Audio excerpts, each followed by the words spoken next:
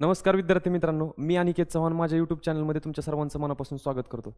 विद्यार्थी मित्रांनो, बऱ्याच विद्यार्थ्यांच्या मला कमेंट्स आल्या, फोन आले, मेसेजेस आले की सर एखादी ऑनलाईन बॅच सुरू करा जेणेकरून मॅथ्स आणि रिझनिंग म्हणजेच गणित आणि बुद्धिमत्ता यांसारख्या विषयांची बेसिक ते ॲडव्हान्स अशी पूर्ण तयारी करता येईल. सर्वप्रथम तुम्ही हा जो माझ्यावरती विश्वास दाखवला त्याबद्दल मी तुम्हा सर्वांचे मनापासून आभार मानतो.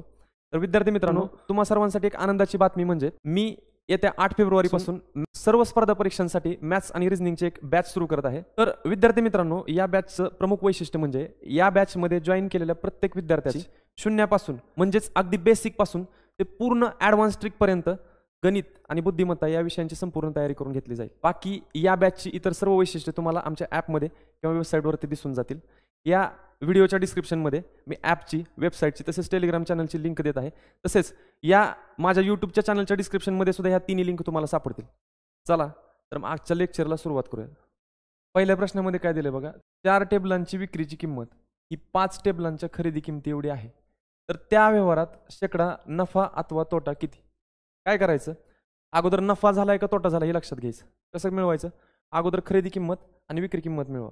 जर खरेदी किंमतीपेक्षा विक्री किंमत जास्त असेल तर नफा झाला, खरेदी किंमतीपेक्षा विक्री किंमत कमी असेल तर काय झालं, तोटा झाला. काय म्हणले, 4 टेबलांची विक्रीची किंमत ही 5 टेबलांच्या खरेदी किंमती एवढी आहे. बरोबर, एका टेबलाची खरेदी किंमत किती माना, 1 रुपया. बरोबर, एका टेबलाची खरेदी किंमत किती मानली, 1 रुपया मानली.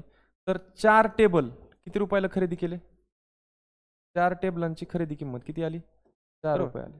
आणि 4 टेबल ज्यावेळेस विकले त्यावेळेस 5 टेबलांच्या खरेदीच्या किमती एवढे पैसे मिळाले. मग 4 टेबल विकले त्यावेळेस 5 टेबलांची आपण खरेदी करू शकतो. म्हणजेच आपल्याला किती रुपये मिळाले, एका टेबलाची खरेदी किंमत किती आहे, 1 रुपया. मग 4 टेबल विकून 5 टेबल खरेदी करू शकतो. म्हणजेच किती रुपये मिळाले, 5 रुपये मिळाले. मग 4 टेबलांची खरेदी किंमत आहे 4 रुपये, 4 टेबलांची विक्री किंमत आहे 5 रुपये. खरेदी किंमतीपेक्षा विक्री किंमत काय आली, जास्त आली. म्हणजे 100% इथं काय झालं, नफा झाला. मग 4 रुपयाच्या खरेदीवरती 1 रुपया नफा. तर 100ला किती म्हणायचं, x. 4ला 25 न गुणल्यानंतर 100 येते. तर 1ला पण 25 न गुणलं किती आलं, 25 1 25. 25% काय झालं, नफा झाला. पर्याय क्रमांक 3 बरोबर आहे का बघा, बरोबर आहे. जायचं पुढे. आता दुसऱ्या प्रश्नामध्ये नीट लक्ष द्या, काय दिलंय, 20 आंबे विकल्याने 5 आंब्यांच्या विक्रीच्या किमती एवढा तोटा होतो. तर शेकडा तोटा किती?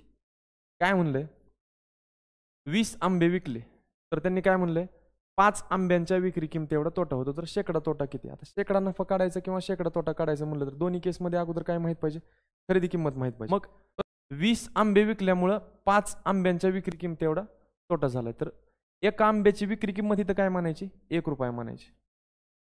एका आंब्याची विक्रीची किंमत किती मानली, 1 रुपया मानली. तर 20 आंबे विकल्यानंतर किती रुपये मिळाले, 20 रुपये मिळाले. एका आंब्याची विक्रीची किंमत 1 रुपया म्हणजेच 20 आंब्यांची विक्रीची किंमत किती, 20 रुपये. मग 20 रुपये ही कसले, तोट्यातली विक्रीची किंमत आहे. त्यावेळेस तोटा किती झालाय, 5 आंब्यांच्या विक्री किंमत एवढा तोटा झालाय. एका आंब्याची विक्री किंमत 1 रुपया, मग 5 आंब्यांची विक्री किंमत किती रुपये, 5 रुपये. तोटा किती झाला, तोटा झाला 5 रुपये. ह्याच्यावरून आपल्याला खरेदी मिळू शकते. खरेदी किंमत कशी मिळवतो, तोट्यातली विक्रीची किंमत अधिक तोटा काय मिळते, खरेदीची किंमत. तोट्यातली विक्रीची किंमत किती, 20 रुपये अधिक 5, 20 आणि 5 किती झालं, 25 रुपये खरेदी किंमत असताना किती तोटा झाला, 5 रुपये तोटा झाला. तर 100ला किती म्हणायचं, x. 25ला 4 न गुणल्यानंतर 100 येतंय, 5ला पण 4 न गुणलं किती आलं, 20. 20% तोटा झाला. पर्याय क्रमांक 4 बरोबर आहे का बघा, बरोबर आहे. जायचं पुढे. तिसऱ्या प्रश्नात काय दिलं बघा, 15 वस्तूंची विक्रीची किंमत ही 12 वस्तूंच्या खरेदी किंमती एवढी आहे. तर त्या व्यवहारात शेकडा नफा अथवा तोटा किती? आता एक लक्षात घ्या, नफा झालाय का तोटा झालाय हे कसं कळतंय बघा. 15 वस्तू विकल्या नंतर किती रुपये मिळाले, 12 वस्तूंच्या खरेदी किंमती एवढी रक्कम मिळाली. म्हणजे 15 वस्तू विकून किती वस्तू खरेदी करतोय आपण, 12च वस्तू खरेदी करतोय. म्हणजे 100% काय झालाय, तोटा झालाय. आता जर तोटा काढायचा असेल, शेकडा तोटा, तर खरेदी किंमत आणि तोटा मिळवावा लागेल. बरोबर, खरेदी किंमत कशी मिळवायची, 12 वस्तूंची खरेदी किंमत मानू 12 रुपये. एक वस्तूची खरेदी किंमत किती मानली, 1 रुपया खरेदी किंमत मानली. तर 12 वस्तूंची खरेदी किंमत किती झाली, 12 रुपये झाली. 15 वस्तू विकल्यानंतर 12 वस्तूंची खरेदी किंमत मिळते. म्हणजेच विक्रीची किंमत किती आहे? विक्रीची किंमत किती आहे? 12 रुपये. लक्षात येते का? 15 वस्तू विकून 12 वस्तू खरेदी करू शकतो एवढे रुपये. लक्ष द्या, एका वस्तूची खरेदी किंमत किती मानले? 1 रुपया. मग 12 वस्तूंची खरेदी किंमत किती झाली? 12 रुपये झाली. आणि 15 वस्तू विकून 12 वस्तूंच्या खरेदी किमती एवढी रक्कम मिळाली आपल्याला. 12 वस्तू खरेदी करू शकतोय म्हणजेच आपण 15 वस्तू विकून किती रुपये मिळाले आपल्याला? 12 रुपये मिळाले. आणि 15 वस्तू ज्यावेळेस आपण खरेदी केल्या त्यावेळेस एका वस्तूची खरेदी किंमत किती आहे? 1 रुपया. मग 15 वस्तूची खरेदी किंमत किती झाली? 15 रुपये. 15 रुपये खरेदी किंमत आहे आणि 12 रुपये ही काय विक्री किंमत आहे. तर 15 रुपयाच्या खरेदीवरती तोटा किती झाला? 3 रुपये तोटा झाला. 15 रुपये खरेदी किंमत आहे आणि 12 रुपये ही विक्री किंमत आहे. 15 रुपयाच्या खरेदीवरती तोटा किती रुपये झाला? 3 रुपये झाला. तर 100ला किती म्हणायचं? एक्स. 3ला 5 न गुणल्यावर किती येत आहे? 15. तर किती 5 100? 20 5 100. तर 20% काय झालंय? तोटा झाला. पर्याय क्रमांक 3 बरोबर आहे का बघा? बरोबर. जायचं पुढं. चौथ्या प्रश्नात काय दिलंय? 60 वस्तू 60 रुपयास विकल्याने शेकडा 60 नफा झाला तर एकूण नफा किती? तुम्हाला विक्री किंमत दिली किती रुपये? 60 रुपये. बरोबर. आणि शेकडा नफा दिलाय. शेकडा नफा किती? शेकडा 60 म्हणजेच किती? 60% नफा दिला. 60% नफा आहे म्हणजेच 100 रुपये खरेदी किंमत असताना नफा किती रुपये? 60 रुपये. मग विक्रीची किंमत किती रुपये? 100 रुपये खरेदी 60 रुपये नफा म्हणल्यानंतर विक्रीची किंमत किती? 160 रुपये विक्रीची किंमत. परंतु प्रत्यक्षात विक्रीची किंमत किती आहे? प्रत्यक्षात विक्रीची किंमत किती आहे? 60 रुपये. आणि विचारलंय काय?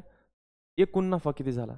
मग 160 रुपये विक्रीची किंमत आहे त्यावेळेस 60 रुपये नफा आहे. परंतु प्रत्यक्षात विक्री किंमत 60 रुपये आहे तर प्रत्यक्षात नफा किती मानला?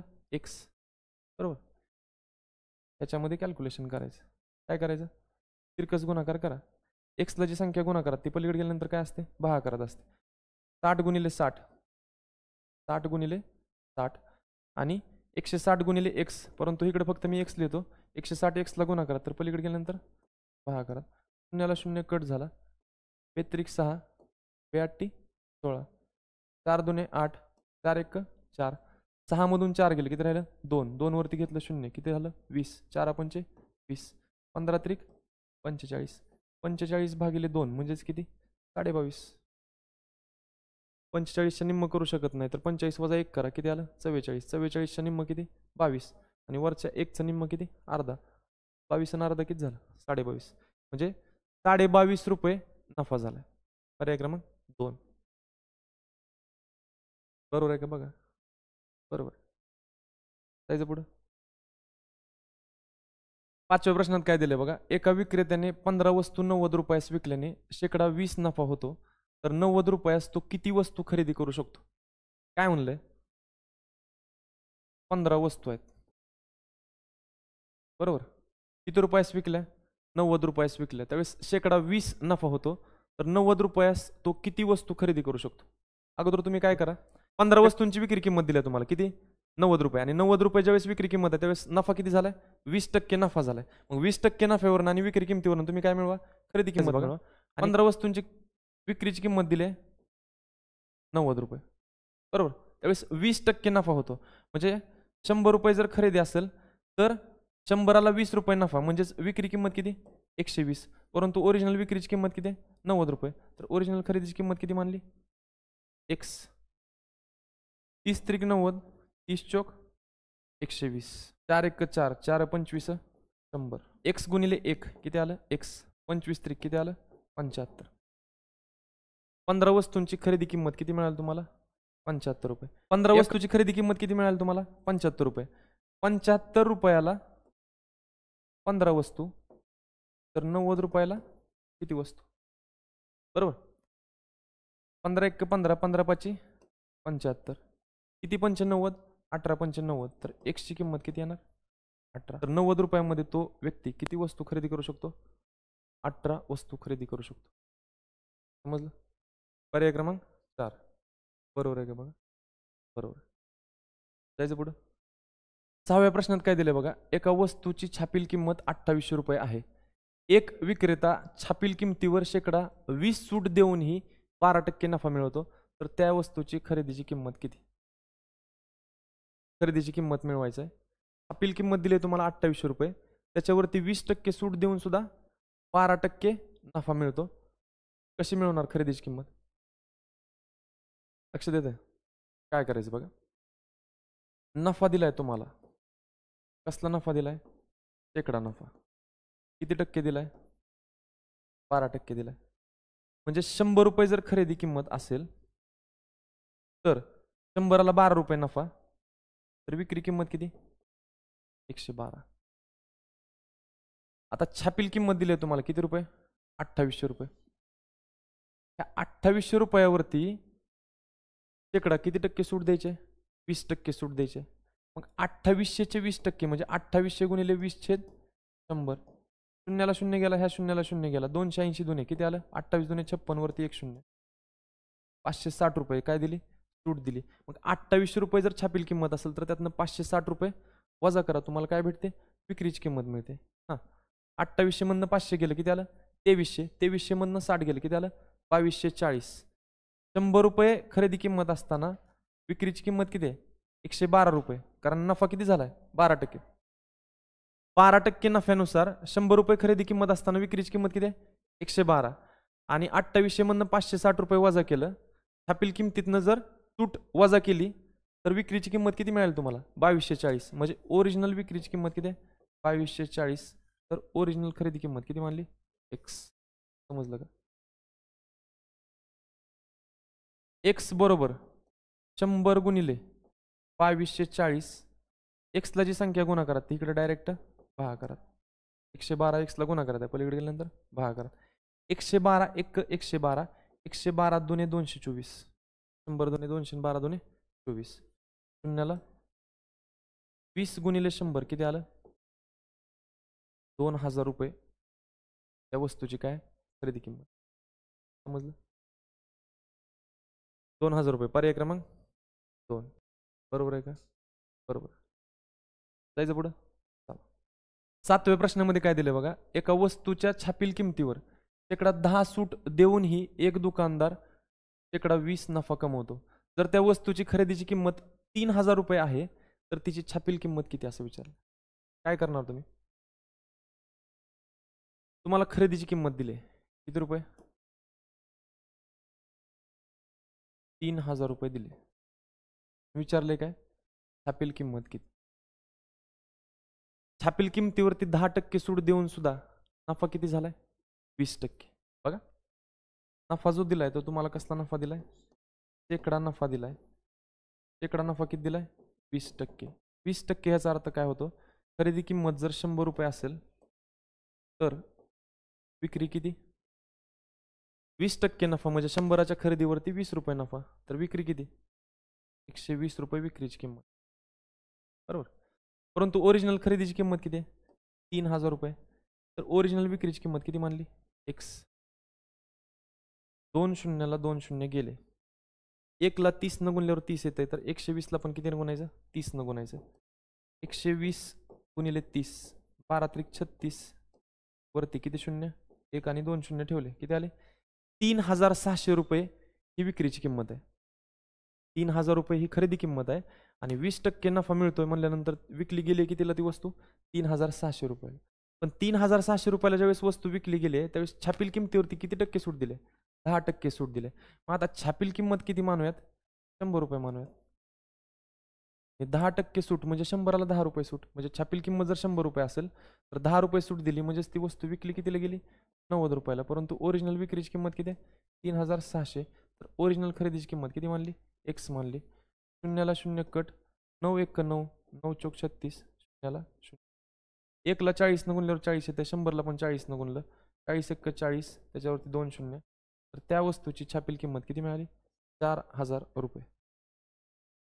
पर्याय क्रमांक 1 बरोबर आहे का? बरोबर. जायचं पुढं. 8व्या प्रश्नात काय दिलं बघा, एका वस्तूची छापील किंमत 3500 रुपये आहे. दुकानदार त्यावर शेकडा 8 सूट देऊनही शेकडा 15 नफा मिळवतो. जर त्याने सूट दिली नसती तर त्याने शेकडा किती नफा मिळवला असता? आता काय करायचं, छापील किंमत दिली आहे तुम्हाला 3,500 रुपये, बरोबर. 8% सूट देऊन सुद्धा दुकानदार किती टक्के नफा मिळवतोय? 15% नफा मिळवतोय. जर त्यानं सूट दिलीच नसती तर 100% त्यानं नफा काय मिळवला असता? 15% पेक्षा नफा काय झाला असता? जास्त झाला असता. तर तो नफा आपल्याला मिळवायचा. काय करणार? डोकं चालतंय का बघा. काय करू शकतो? छापील किंमत दिली 3,500, त्याच्यावरती किती टक्के सूट द्यायचे? 8%. 3,500चे 8% म्हणजेच काय? 3,500 गुणिले 8/100. चे म्हणजे गुणिले आणि टक्के म्हणल्यानंतर काय? 8% म्हणल्यानंतर 8/100. 2 शून्याला 2 शून्य गेले. 35 8 किती आलं?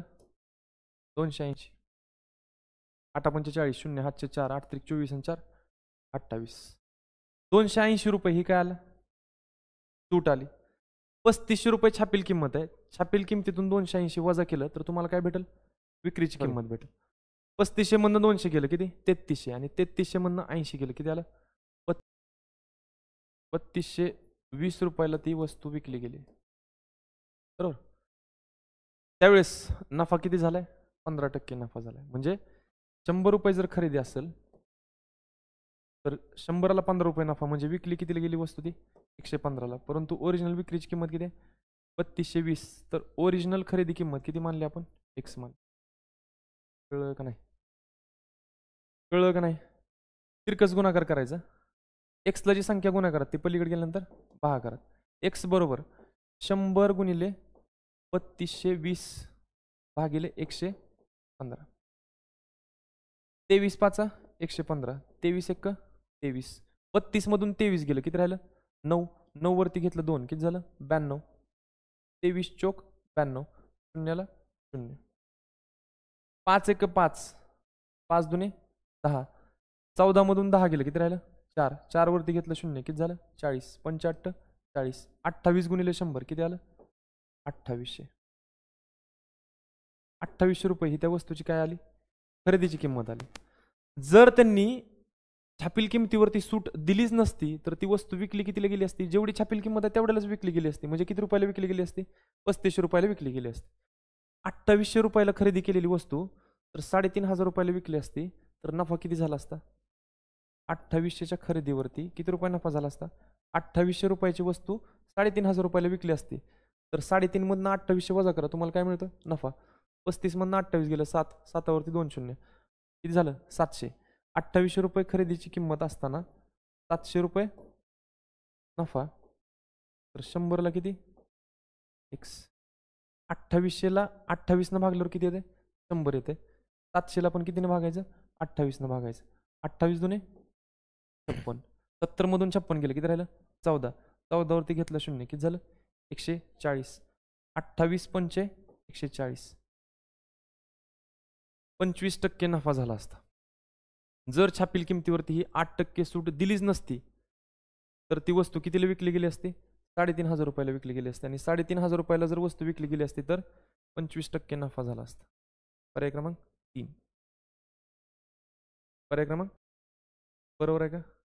बरोबर. जायचं पुढं. 9व्या प्रश्नात बघा काय दिलंय. एक विक्रेता एका वस्तूच्या खरेदी किमतीच्या 40% वाढवून छापील किंमत ठेवतो व त्यावर 15% सूट देतो तर तो शेकडा किती नफा मिळवतो? एक विक्रेता आहे, त्यानं काय केलं? वस्तूची खरेदी किंमत 40% वाढवून किंमत छापली, बरोबर. 40% वाढवतो म्हणजे 100 रुपये जर खरेदी किंमत असेल तर ह्याच्यावरती किती रुपये वाढवणार तो? 100ला 40 रुपये वाढवणार. म्हणजे छापील किंमत किती झाली मला सांगा? 100ला 40 वाढवली म्हणजे किती झाली? ते 40 रुपये ही छापील किंमत झाली. आणि छापील किमतीवरती परत 15% सूट देतो, बरोबर. छापील किंमत किती आहे? 140. 140चे 15%. चे म्हणजे गुणिले 15% म्हणजे 15 त्याला 0 गेला. 5 त्रिक 15. 5 दुने 10. बे 1 बे बे 7 14. 7 त्रिक 140 रुपये ही छापील किंमत आली. आणि छापील किमतीवरती तो 15% प्रमाणे किती रुपये सूट देणार? 21 रुपये सूट देणार. मग 140 मधनं 21 वजा केलं तर ती वस्तू विकली कितीला गेली? 40 मधनं 21 गेलं तर कितीला विकली गेली? 119 रुपयाला विकली गेली. त्या वस्तूची खरेदी किंमत किती होती? 100 रुपये आणि विक्री किंमत किती? 119 रुपये. 100वरती किती रुपये नफा झाला? 19 रुपये नफा झाला. 100ला 19 रुपये नफा म्हणजेच किती टक्के नफा झाला? 19% नफा झाला. पर्याय क्रमांक बरोबर आहे का? बरोबर. जायचं पुढं. 10व्या प्रश्नामध्ये काय दिलं बघा, दोन वस्तूंची खरेदीची किंमत समान असून त्यांच्या विक्रीच्या किमतीतील फरक 126 रुपये आहे. जर त्यांच्या नफ्यातील फरक 18% असल्यास एका वस्तूची खरेदीची किंमत किती? आता काय करायचं, ज्यावेळेस दोन वस्तूंची खरेदीची किंमत काय दिलेली असते? समान दिलेली असते आणि विक्रीच्या किमतीतील फरक 126 रुपये दिलेला आहे आणि नफ्यातील फरक 18% दिलाय आणि विचारलंय काय? एका वस्तूची खरेदी किंमत किती? तर काय करायचं, दोन वस्तूंच्या विक्री किमतीतील फरक किती आहे? 126 रुपये आहे आणि 126 रुपये फरक म्हणजेच किती आहे? 18% फरक आहे. तर 126ला 18 भागायचं. 18 का 18, 18 7 126. 18% म्हणजे 126.